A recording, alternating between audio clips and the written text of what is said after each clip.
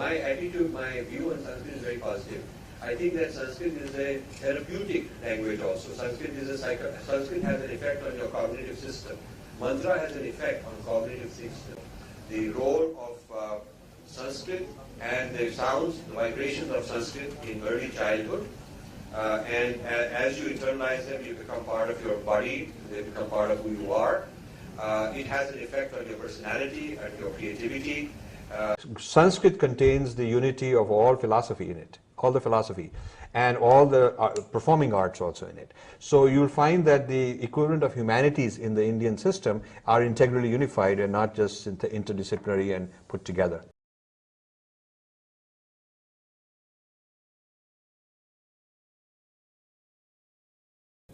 But language contains the experience of thousands of years of a culture contained in language. So another language may not have the word yoga in it. They don't have a word for yoga because they didn't have that experience. And you can't translate yoga as exercise or prayer or gymnastics or something of that kind, because what it means is just yoga only, and there is no word for it in English. Similarly, you take a word like Shakti. You don't have another word like that in the English language. So language has evolved over time to represent experiences that people had. And in another part of the world, they did not have that experience necessarily. You know, a dosa should not be translated as a paratha or a pancake or a pizza, because it loses the experience that certain people have who have come up with this dish, and their way of preparing it and their way of experiencing it, describing it, is very unique. It's the non-translatability of Sanskrit words.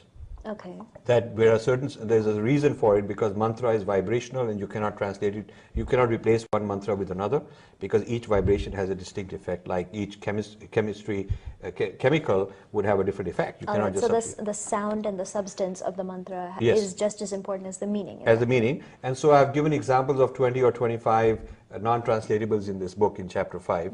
And I intend to take that out and make a whole volume out of that. So if you look at the number of alphabets in Sanskrit, it is more than double that in English.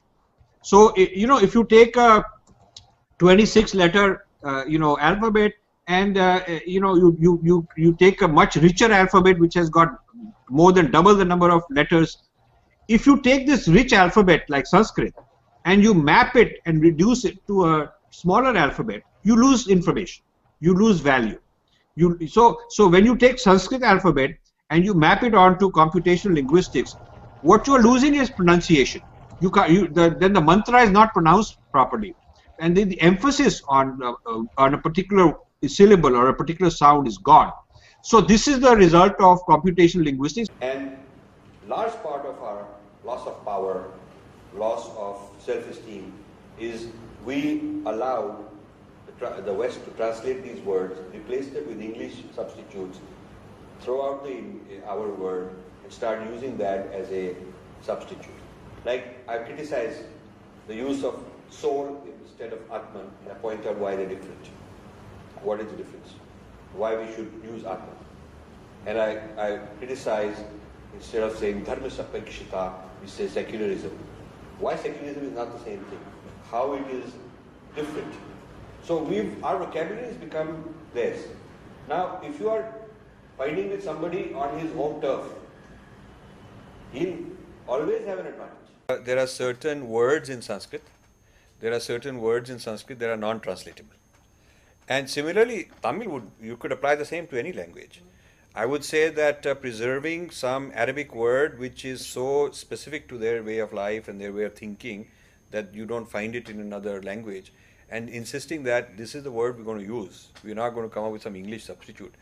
Make sure that it is kept, that idea is kept.